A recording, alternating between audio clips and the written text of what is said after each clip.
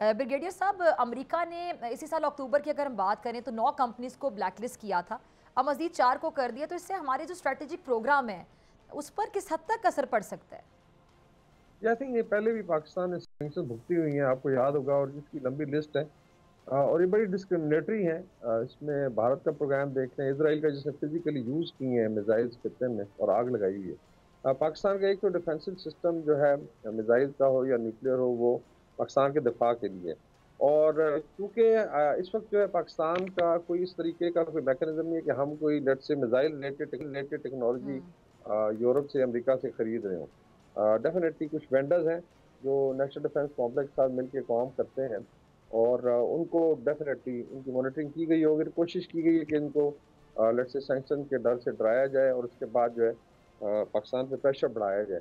क्योंकि एक एनवायरनमेंट है, अभी ट्रंप साहब ने आने से पहले बाइडेन एडमिनिस्ट्रेशन को भी शायद ख्याल आया कि अपने जो पुराने दोस्त हैं उनका थोड़ा सा जो मज़ा ख़राब किया जाए। तो मेरे ख्याल में एक तो जो प्रैक्टिकल है कैपेबिलिटी है मिसाइल प्रोग्राम की, वो ऑलरेडी बड़ा एडवांस्ड है। अभी बांग्लादेश बात हो रही थी, वहाँ पे बड़ी अच्छी उम्मीद है कि पाकिस्तान जो है मिसाइल और न्यूक्लियर अम्ब्रेला फ्राइम करेगा वहाँ पे। तो इसी तरह मिडल ईस्ट में पाकिस्तान कुछ ममालिक के साथ हमारी अंडरस्टैंडिंग का गारंटर है।